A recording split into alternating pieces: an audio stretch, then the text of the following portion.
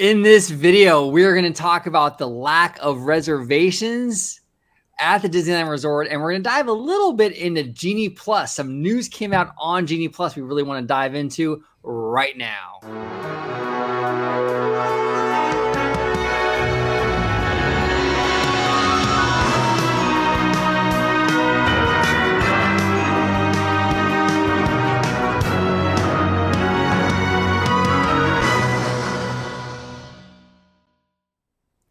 Hey everybody, welcome to another episode of Orange Grow 55. I brought my great friend with me, collaborator, Mr. Vash Sky. We're going to talk about Disneyland Resort reservations and Genie Plus. Dre, how you doing today, brother? I am doing phenomenally well. This is a topic I must say I've been kind of stewing over. I've been kind of brainstorming. I've been having talks with family members about. I mean, this is quite fascinating because there's so much to it. There's so many metrics and stuff around it. I will say, guys, I have a package coming here around this time. And if I don't sign for it, I don't get it until Tuesday, and it's pretty important. So if you hear like a doorbell in the background and I just bolt out and I leave Orange Grove hanging, understand what that's all about, guys. I do apologize. Not a problem. I will hold down the fort for you, sir. Cool. While you're gone, sign for the package. Not a problem at all. Awesome. Is that some magic bands from Bob Chapek?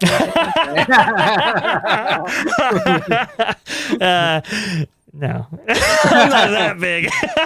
I'm not that big. Or oh man, I can make a joke right now, but I probably shouldn't. Do it. A certain media personality got a certain welcome box for a certain show that Disney Plus is pitching. Do you know what I'm talking about, Orange Grove? Yes, I do. Could be something like that, right? Absolutely. Yeah, no problem, dude. Yeah, if you got to grab it. I can hold down the fort while you're gone for a few minutes. Not a problem at all. Cool. Yeah, we're just going to talk about the reservation systems. I did a video on this the other day. I wanted to bring Dre on because Dre's really been on the forefront of this issue. Like he's been on my channel so many times, kind of sounding the alarm in regard to how this system is going to be a total shit show, and it has been. And it's just kind of funny. But Dre, go ahead and what are your overall thoughts in regards to like how the internet is kind of melting down in regards to the lack of reservations at the Disneyland Resort? Like it's some big huge shock. We predicted this on this show. It's so kind of crazy because we laid out the numbers, we laid out everything, we went into it, and honestly, I mean, when people heard the Magic Key announcement, they were so excited. They were like, "Oh man, this is going to be awesome! This is going to be great!" We got annual passes back, and it's like, there's a reservation caveat, but no big deal. Well, we'll be okay. And honestly, what should have been going off in your head was, that should have been going off right there. But no, it didn't happen. People just bought in, and I don't want to say I told you so. But, well, we'll let the footage play here. Yeah. Hey, Dre comes with the receipts, and he's got the receipts. I do. This is August 4th, our show on August 4th that we posted. At about the 19-minute mark, we'll let it play for a little bit. And if people are having problems with Magic Key right now, well, here might be why. You have to understand that you're going to be competing potentially, depending on the day, maybe with 250,000 people for a park that only can hold like 50,000 right now. And they're not going to give all that space up to just the annual pass holders. That's going to be a split. Right. And everybody's kind of expecting maybe 50-50, but who knows? That's a lever they can pull any given day. Maybe you have a holiday where it's like, maybe we want a little bit more tourists in there and less APs. Right. So we limit it to 25% of capacity instead of 50, that kind of thing. But even at 50, you're talking like 25,000 slots, essentially, and you're going to have to compete for those. So I'm just telling people right now, especially what we saw out in Walt Disney World, this became kind of an issue, and it could have been, that this issue could have been mitigated with their no-show policy, which I love. That is absolutely something that needs to exist. We'll get into that. But I'm trying to tell people, like, just wait like 2 months maybe. Just kind of let's see how this works before buying into a year. Now you're stuck with it.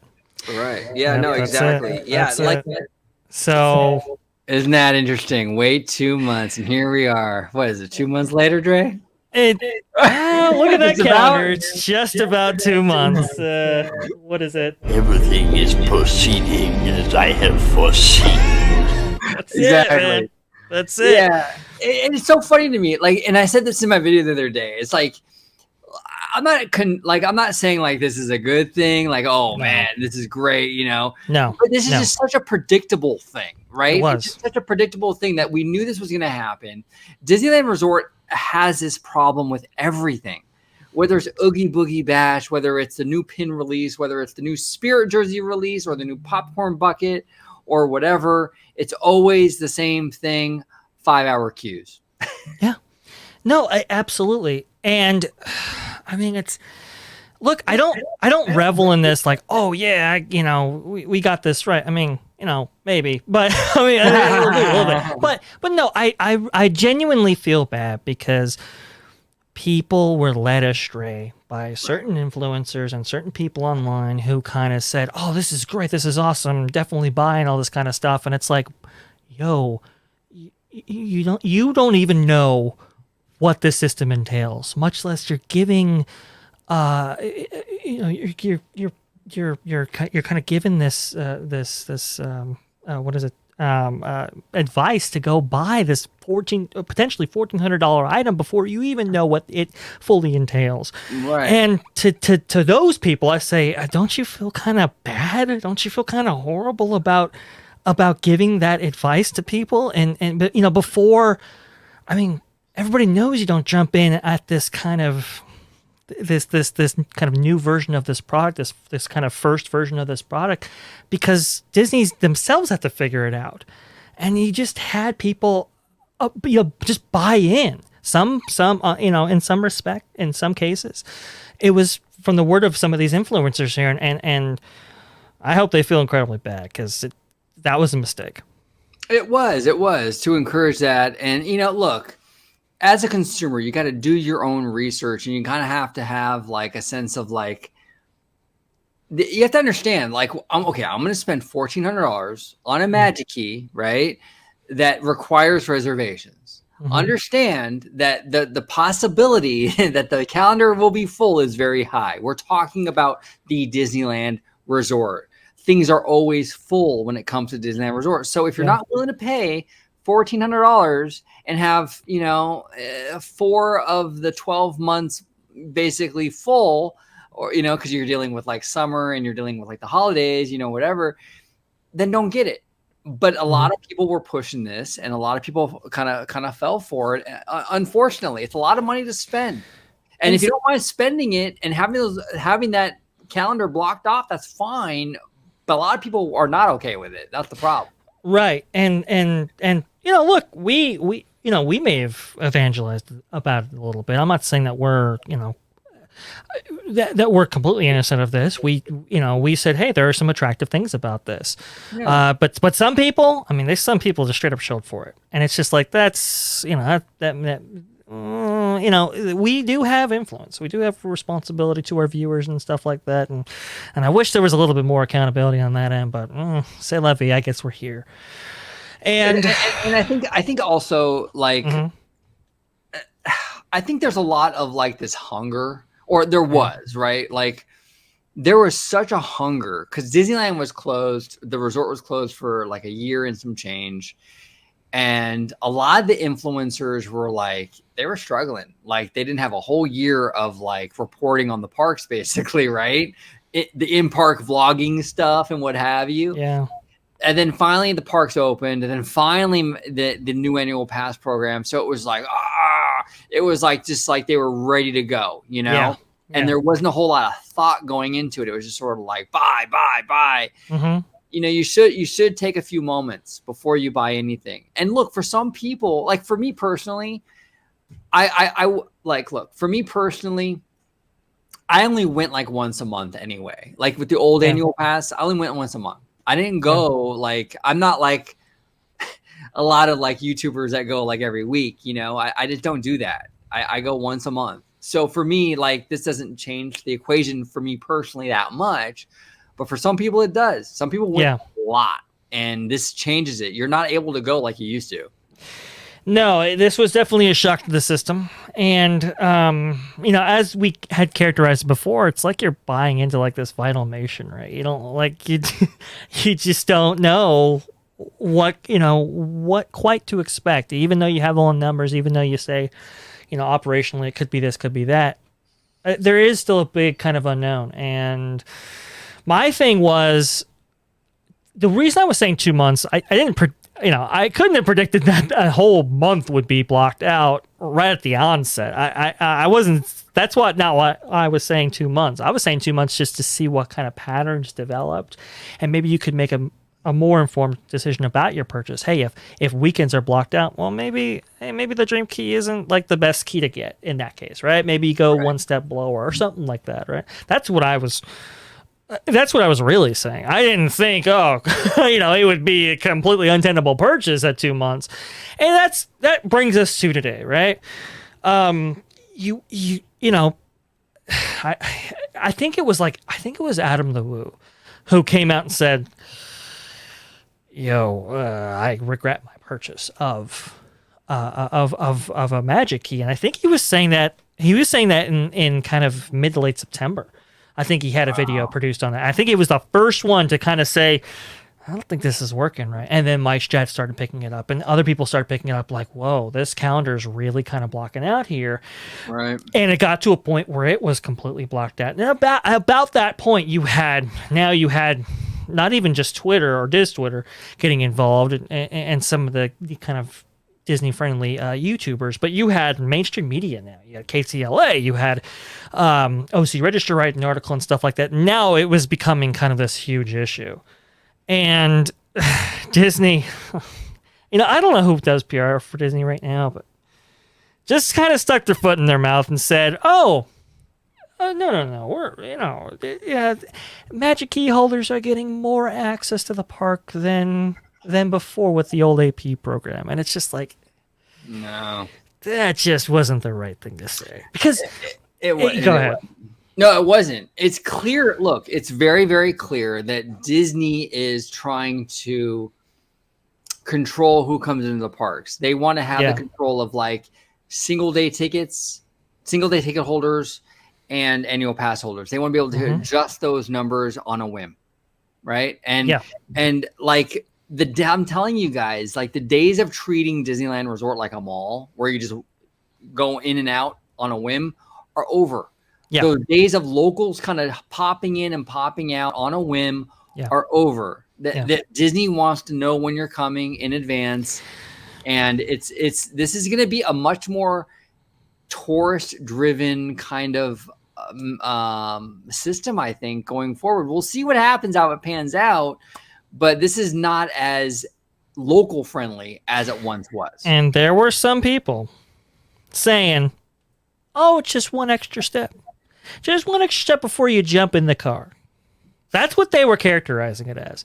And you and I both knew that wasn't the purpose of this. That was an unreasonable expectation from the system. Because you knew as the closer to you, I mean, we saw that in the tickets. The closer we got to those dates, they filled up. Even if the calendar was relatively open. When you got closer to a particular date, it filled up. And so the assumption that, oh yeah, you just one extra step before you jump in the car, then you can go in the park. Folks, that's just not how it's working. And so in light of that, in light of the kind of worst that we've seen and some of the pushback that Disney may have received, you saw this. And if you show my screen, OG, if you could. If you look at the month of October there, let me see if I can plus that up for you guys.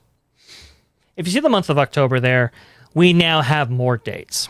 And I think I think there's a fair assessment that at Disney they kind of responded to the backlash, particularly from the kind of local media that was proclaiming all this, right? But I'm here to tell you that before people get all just, oh look, Disney relented and now it's all fixed, now it's all okay. It's a trap. Okay, all right. This isn't what it appears, guys. Okay.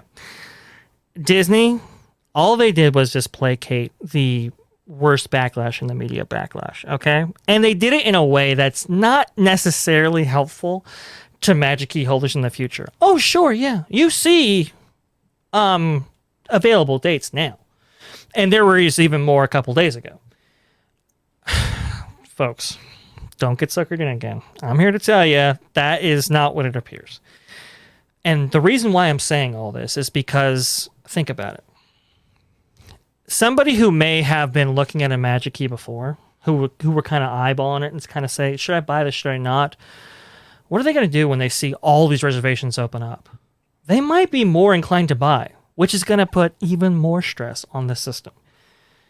True. What Disney did, they didn't facilitate you going more necessarily. They facilitated more Magic Keys being sold.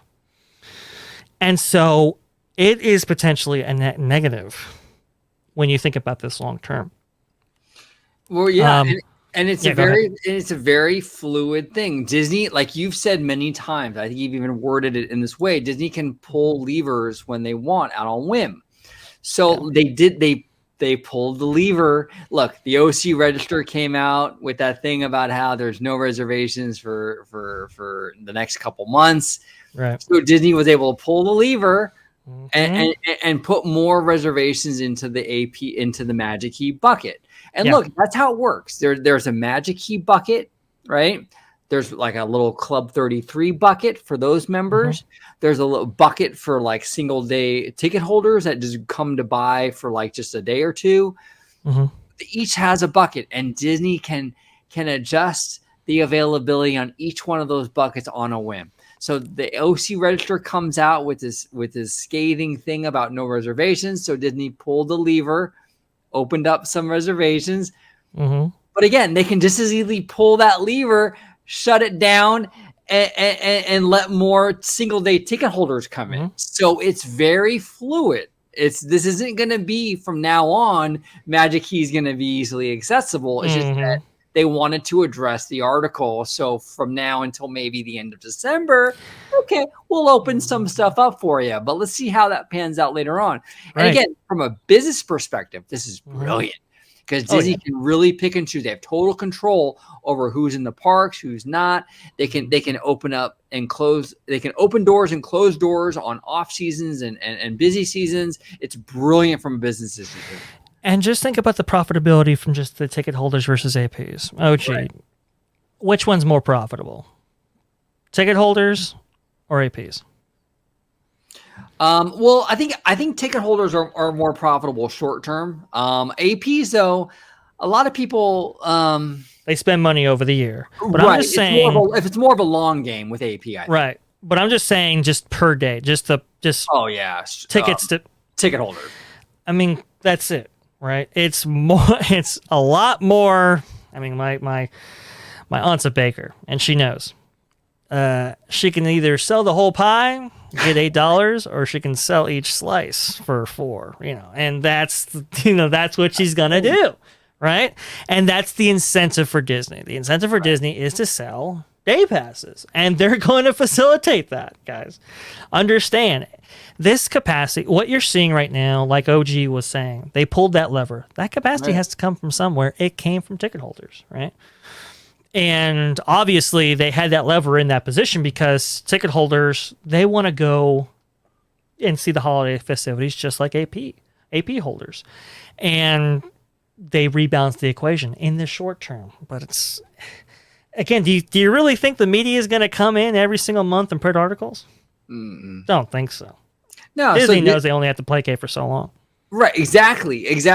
They were able to placate until the end of the year, you know, and they'll kind of go. Then they can kind of readjust after that, and kind of, you know, like you said, they're not going to come after Disney every month and check the availability. You know, this gives Disney total and complete control. It does. It does. But moreover, you know, I've seen a lot of misunderstanding about what caused this issue in the first place. A lot of people, even now, they feel that, oh, this will all be sorted out with more capacity. Folks, guys, come on. You know what? Go ahead. Real quick, before you go into that, more capacity. Disneyland just added 14 acres to the. I don't want to cut. I'm trying to be good. There you go. I got the. There you go. They just added 14 acres to Disneyland Park, not even 2 years ago. Right. So where's all your capacity? They just expanded the park in a huge way, and we're back to square one again. Capacity isn't going to be the end all be all solution. But go on, Trey, I'm sorry. And the reason why capacity is not going to solve this issue is from what I'm calling the indie effect. And if you heard me refer to the indie effect before, it is you are creating demand, not managing it.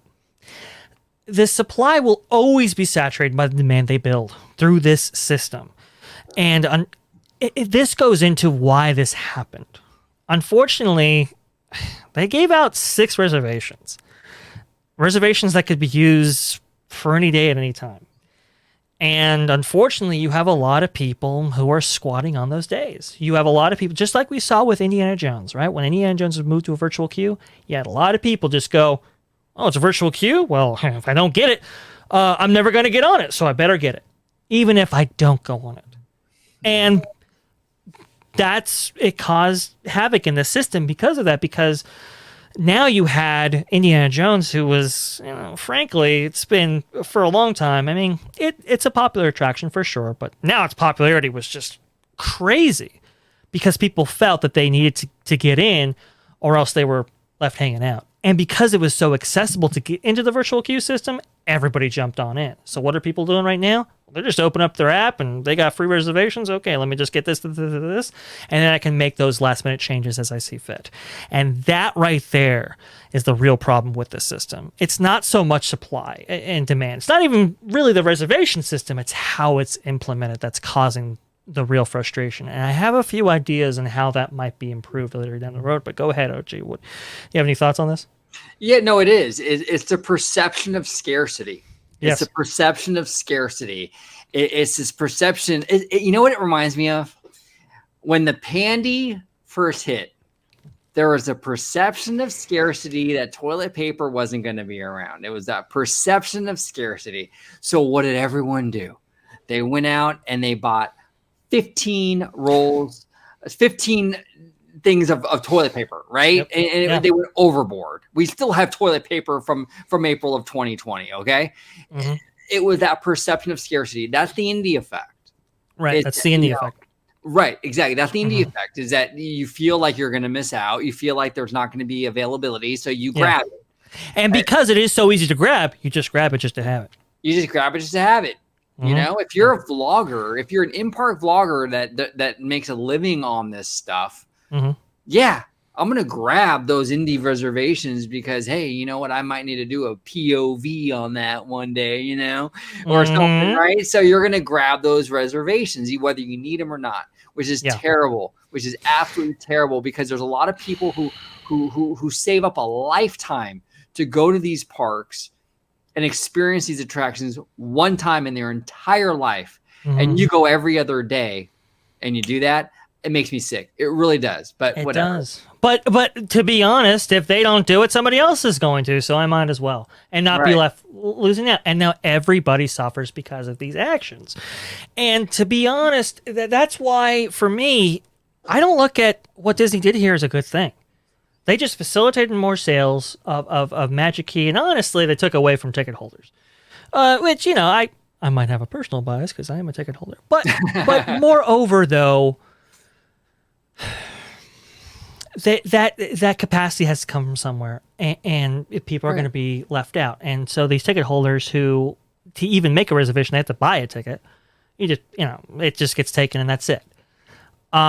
It's just kind of a bad way all around. And this kind of gets me to my point, like why, not just why this happened, but how could it improve going forward? And my feeling is like the two things they got to do is incentivize commitment and de-incentivize squatters, essentially, right? De-incentivize squatting. And I think there's ways they can go about this. And if I may, I'll elaborate here. Sure. We're kind of brainstorming and kind of figuring out ways I can improve this system. One, maybe the night before you can just make a cancellation to your, to a theme park reservation. Maybe that's a little bit too late, because it causes people, we're gonna stay up at like 11 o'clock or whatever to just have the chance to get to Disneyland tomorrow on this kind of pseudo spontaneity. It's not great for them, but it's also not great for people who might want to go but just can't, because it's like I'm not going to be glued to my phone for the night going into this. Maybe 48 hours before or 72 hours before, kind of like, hey, if you don't make a modification or cancellation before that time, you're stuck with it. And that would give time for people to kind of pick that reservation up from you and say, okay, maybe I can go when this person wasn't going to go. What do you think about that, OG? Yeah, definitely. And I have a question for you, actually. I'm not sure of this. Do they have a penalty in regards to, like, if let's say you make a reservation for tomorrow, but you don't show up, you don't cancel, you don't show up at Disneyland Resort, is there a penalty for that? There is a penalization system. 3 strikes within 90 days, you lose your ability to make a reservation, I believe, for 30 days. That's great. That's actually good. Because from what I understand, Walt Disney World did not have that. They didn't. No. So that's good. That's good. At least they're addressing that. And I think they're addressing that mostly because we have more locals who might be more apt to do that kind of thing. That it is true, but unfortunately, because people are trying to avoid that, they're canceling like right before. So it doesn't really disincentivize squatting in the way that they imagine, and I don't think it incentivizes commitment in the way they want either. We're just working the system, basically. They know they have to cancel today, 24 hours before, so they'll just make sure that they set their alarms and cancel right before that. It's shady. It really is, and it makes me sick, Dre, because there are so many people. Disneyland is such an event for so many people. You talk to kids or families in Montana. They would kill to go to Disneyland just for one day of their life. Right. And they make these trips, and it's like you have these people that do it for a living on YouTube, and they like you said, they squat all these days. It's just sad, man. Like, give some other people some opportunity to experience this amazing place that only get to do it once a lifetime. You go every week. Why are you holding a spot for somebody that can go for make that lifetime memory? You're taking away that position. That is so true, OG, and I don't disagree with you. But think about it from their position. If they don't grab it, somebody else will.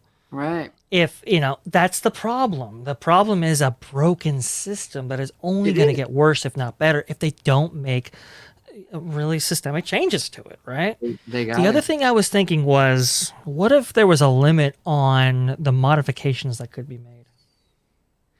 Right? So, if you do want to make a modification, maybe you only get a certain allotment of available modifications or cancellations that you can make to prevent squatting, to prevent people from just moving days all around wherever they want to.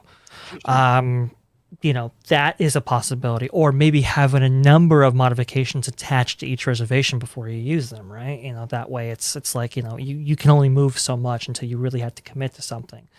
Or just not maybe use that reservation and allow somebody else to use that. So that, those kind of ideas, I was thinking, hey, maybe maybe a reservation day isn't the best way to go about it. Maybe a point system where it would take multiple points to get like, really big days like New Year's Eve, for example, right? Or Christmas.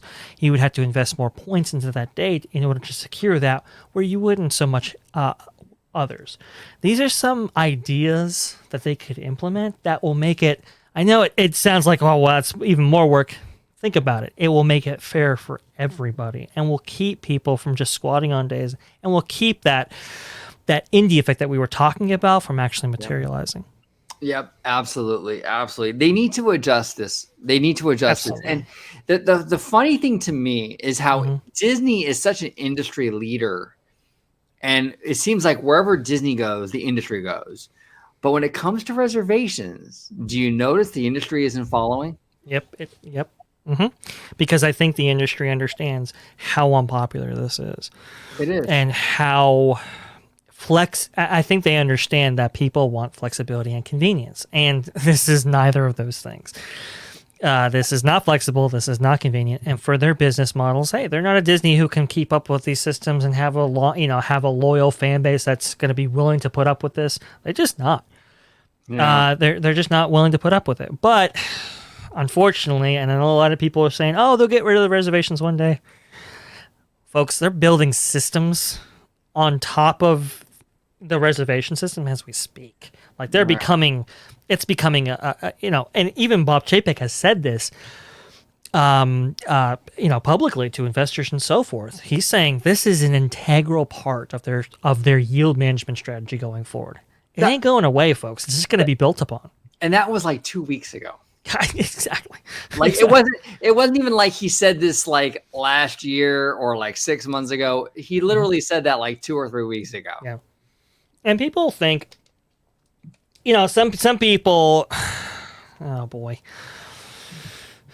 some people have this perception that it's okay. So we know like how many people are coming in and how we can staff for that. When really it's kind of the opposite. It's really that number of how many people are coming in have kind of been decided. And they're just manipulating numbers to kind of get this kind of even split between ticket holders and AP holders. Unfortunately, I think they want more ticket holders and AP holders at this point, and they'll just saturate it up. So this kind of mentality that it's kind of like, I mean, obviously there is, advanced planning that they can do with this data that is extremely helpful. Right. But that's just it, folks. It's not really about how many show up. It's what number they set beforehand that they can now prepare for, which is kind of a different way of working. And that's why, when you think about it that way, that's why that yield management strategy, I mean, that's why it's predicated on it, right? Because you can kind of see just what that means without too much more thought than that.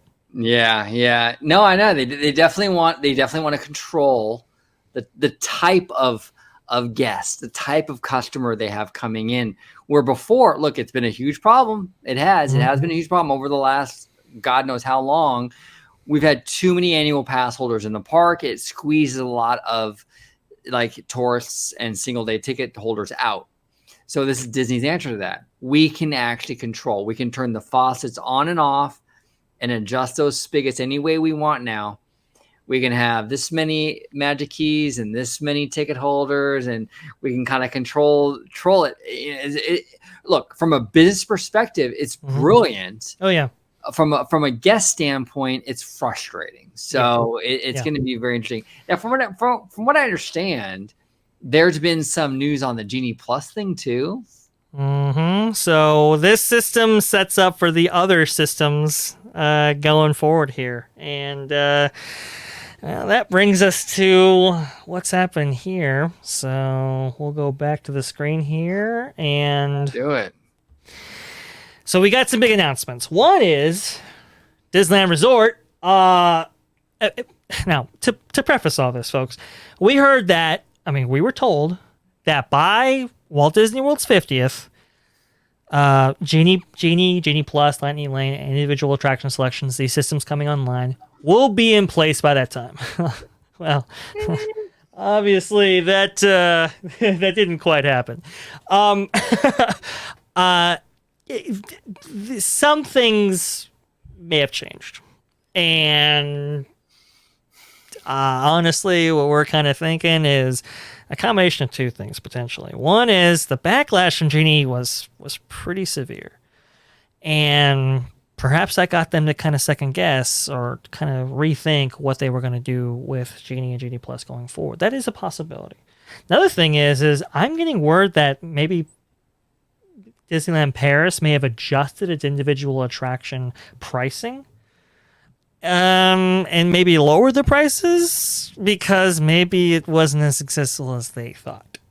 And that might be why some of the numbers coming out as part of this announcement that Genie and Genie Plus is going to be coming out on October 19th. Maybe those prices and what we're seeing, maybe that's why they were a little bit lower than maybe expected.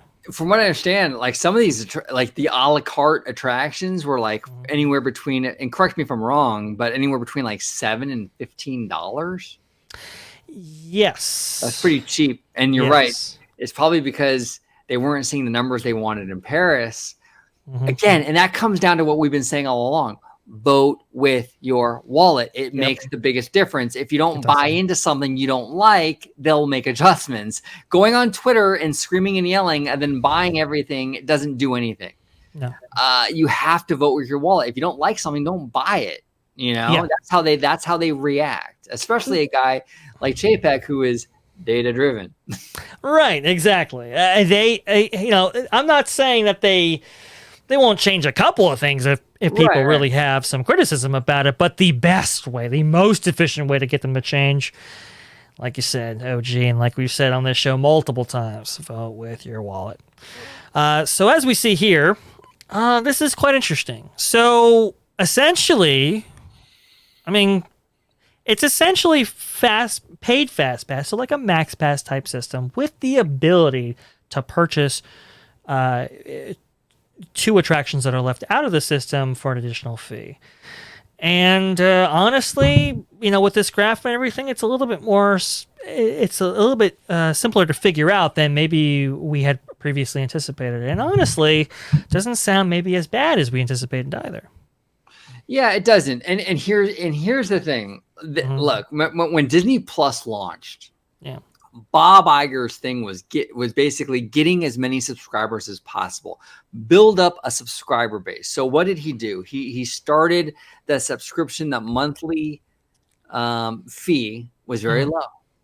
I think it was like $6 or $7, very cheap compared to Netflix. And that was by design to make sure that a lot of people signed on to it and built up that subscriber base. So then once you're on it and you're hooked, then they start raising it.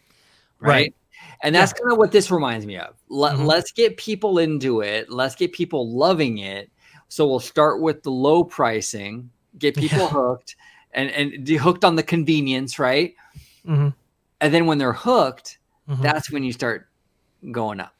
Yeah. There is, look, yes, but there is potential here, right? The thing about the FastPass service, look, we've never had a lull in the FastPass service on a park-wide level since it was introduced back in the 90s. Right. This was the first time we actually got a taste of what the parks were like without a FastPass.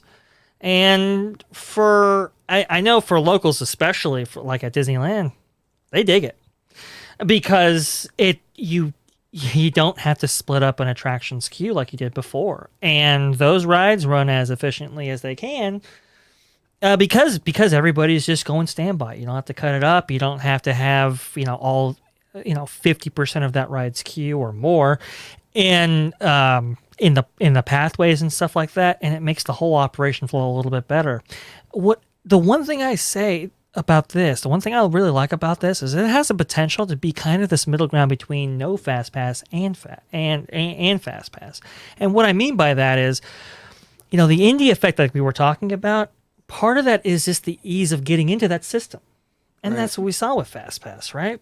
Because it was free and because it was fairly easily accessible, people could just jump on and away you go. in this way, because you're having to pay for it, that could potentially, at least for Disneyland especially, that could prevent people from using it, essentially. Oh, yeah. Yeah. Oh, yeah. It's a total barrier of entry. Yeah, exactly. Right. Yeah, when you have a free, like a free system, like a fast pass, right? Why not use it, right? So everyone is going to use it. But when you have to pay for something, even if it's just $3, $4, $5, in this case, 20, 15, that kind of stuff. Exactly. You're creating that barrier. A lot of people are not, there are going to be at least a percentage of people that are not going to be willing to do that. No, we don't need that. We'll just wait in line. I don't want to pay $15 to get on Rise of Resistance. I'll wait in line. Thank you. And that's what you're going to have. So yeah, you're going to have less people in the system because it's not free anymore. So that's a great point, Dre. That's a fantastic point. And some people are kind of miffed that the Magic Keys didn't include this system, as part of their tier ticket. But that goes to our point. The less people that are on it, the less people that are actually using it. And maybe, as a result, the more efficient that these attractions can run without those kind of splits that you would have to do with a Fast Pass type system. So potentially, there's a lot of upside here. Yeah, of course, there is some downside, obviously. You do have to pay per ride for those attractions up top there. And it's been kind of unclear. I don't know if you've seen this, OG. Are they going to get rid of the boarding pass, or is this going to be... Are some of these attractions going to have a boarding pass with them, and then you can individually select them? Is that... Yeah, that is kind of a gray area. From what I understand, Rise of the Resistance boarding pass has been eliminated in Florida. Okay. But it hasn't been eliminated here in California, so it's very unclear. I haven't heard anything on that. It's very much like each resort has its own thing, and it's kind of complicated. It is. I think Remy's is going to stay with boarding groups, so that leads me to believe that the two ways that you can ride that attraction is either through an individual lightning lane or by way of the boarding group system. To be honest, I'm not thrilled with that part of it. I just think, hey, look, just get rid of it. The boarding pass system sucks. Just get rid of it. Yeah. Just get rid of it outright. Look, and people were like, like I made the case early on. Well, if you don't have a boarding group system, what about 6-hour lines and that kind of thing? You don't want to have that. And yes, that was a very strong possibility when the ride initially opened. But now that it's been out, now that everybody's kind of gone on it, or at least experienced it, the demand for that attraction goes away. I mean, we've seen 20-minute lines for Rise of the Resistance on some like Saturday nights out in Walt Disney World. Wow. Look, just get rid of the system and just have this. Just have it be individual lightning lane or standby. That is the best system for everybody, I think. Yeah, and they can trot out the boarding system for new attractions for a period of time. So let's say, good point. And first, like in 2 years or 3 years or 4 years from now, when we get the Avengers e-ticket, Guardians, Cosmic Rewind, or have that board, or Tron, have that boarding pass for the first initial opening few months, and then wean its way off. Yes. That might be where boarding pass ultimately lives in regards to kind of adjusting new attractions to demand or what have you. But having it be like a permanent solution, or I don't think it works. I really don't. It's a pain in the butt. And if you do have kind of a boarding pass system with this individual lightning lane, because I believe that, like for example, when Cosmic Rewind comes out, that will be one of the individual lightning lane attractions on here, probably in lieu of Frozen Ever After, right? That you're seeing on this chart right here. Right. There is a chance that we might get more attractions than less, just because, executives might be looking at, hey, if we can monetize the first, couple of years of an attraction's lifespan, let's shove it in and let's do it. That is also a potential upside that I don't think people have kind of realized yet. I'm just saying, I know Genie and Genie Plus are getting a lot of hate, and it's definitely going to change the experience going forward, but there is potential upside here. Now, I understand there is potential downside as well.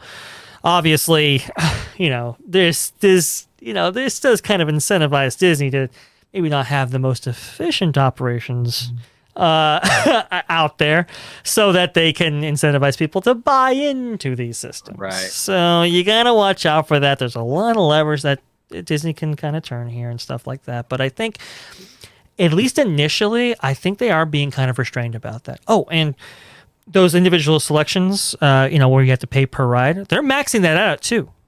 Ooh, okay, I didn't know that. That's interesting. Right. So I think they're being pretty fair here. I think they're being pretty restrained in a way that we maybe had not initially expected. And listen, John Campy has got to ride Rise of Resistance and Web Slingers eventually, right? So he needs a system like this. Come on, John, you got to get on it, buddy. Right. You got to get on it, Yeah, exactly. Yeah, you're right. They are being very restrained early on. We'll see if that lasts. We'll see if that lasts, because there might be a little bit of that Disney Plus effect in there where they're trying to get people into the system, and then once you're see, this is the thing with Disney fans is they hate change. Disney park fans hate change, but once the change comes and they get accustomed to it, they love it. Then it's everything. Try to most of the time. Most of the time. Try to close Mission Breakout right now and see what kind of fan backlash you get. Good point.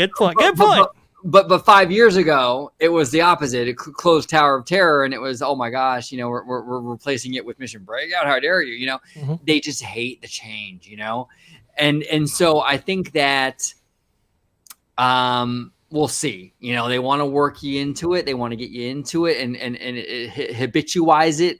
Make it habitual, basically. Yeah. And once you get into the system and you're doing it daily and you're enjoying it, that's when they'll really I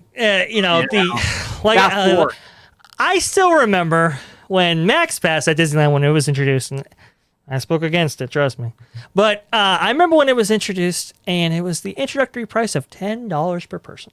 and now it's 20, and now I am altering the deal.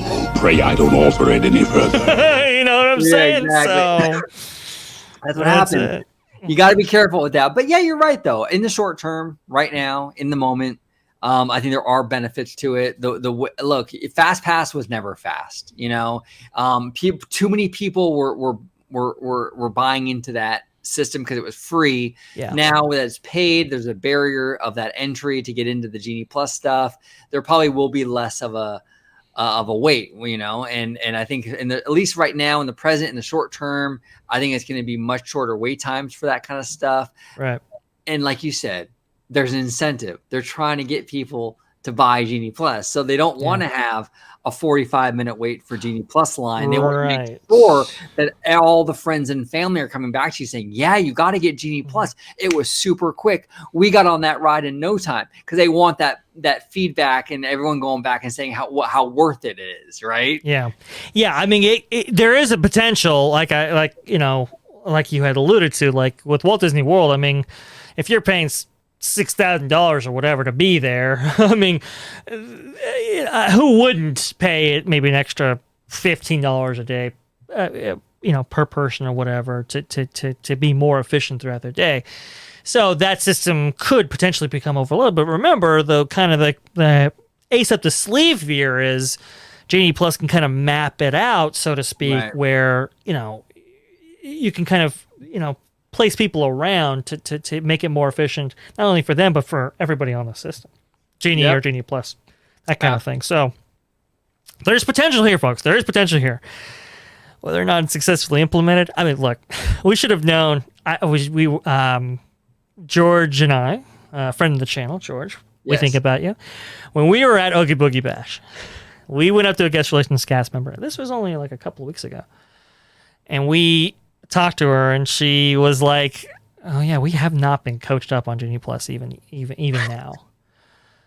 And that tells you, folks, at Disneyland, at least, you're going to be waiting for a little while. But even at Walt Disney World, I mean, if that's, similar to what's going on out there, don't be the first to buy in. That's all I'll say. Yep, exactly. Wait a little bit, let them iron out the kinks, see how it is first, and then buy into it. Come on, haven't you guys all learned your lesson with Magic Key yet? Yeah. Like, wait a little bit and then buy into it. But Very interesting stuff. There's a lot of changes happening, a lot of really revolutionary changes happening to the Disney parks experience. So we'll see how it pans out. Like, it is very much going to be a test and adjust kind of thing. The stuff that's not popular will probably be either eliminated or mitigated or changed. Again, at the end of the day, Disney wants to make money. So if there's elements of these programs that are not making money, they're either going to lower the price or get rid of them completely. So, I think we're going to see a lot of changes as these things kind of go through their growing pains. So we'll see. But I appreciate you, Vash, for coming on, talking some reservations and Genie Plus with me today, sir. Yeah, I was happy to do it. These are two very, very fascinating and kind of intertwined stories when you really think about it. And they have and will continue to change the Disneyland and Walt Disney World experience from now until who knows. So happy to keep everybody informed on it. Happy to kind of update everybody on it. Glad to be here. Thank you. Yeah, no, thank you for coming on. And keep in mind too, like real quick before we close it out, like when Michael Eisner took over and he sort of had to revitalize the Disney parks in the 80s, there were a lot of changes with that too. He got rid of the e-ticket books or what have you, right? He added annual passes. That was also a very revolutionary period in Disney parks. So we're kind of seeing that happen again, where they're really revolutionizing how people consume the park. So love it or hate it, we're kind of back to the mid 80s. So we'll see. But thank you, Greg, for coming on. I appreciate it, brother. And let everyone at home know where they can find you on social media. Best place to find me or interact with me, I should say, is at VashGuy right here, just like it's spelled. Having some great conversations on Twitter with people. Like I said, you guys give, you really do make material with the channel, for the channel, for what you guys say and how you guys say it, and little factoids and even just like, hey, I want you to talk about this. So it's provided some great insight and I love the communication. It's amazing. But hey, if you want to see me, I'm on your channel, Orange Code 55, freshly squeezed, your source for juice, news, and info, squeezed fresh right from the grove. So that's where you can see me. That's where you can find me. That's where I'll be. Yep. Thank you so much. And yeah, and we do love your feedback. Comment below with anything any opinions you have in regards to the reservations and Genie Plus, or even something completely unrelated. Let's just say, you know what? I have an idea. I want OG55 and Vash Guy to talk about this topic. Comment that below, because it might be a video going forward. You never know. We do pull from the comments quite a bit. So thank you guys so much for watching. Like, subscribe, and as always, have a wonderful, wonderful day.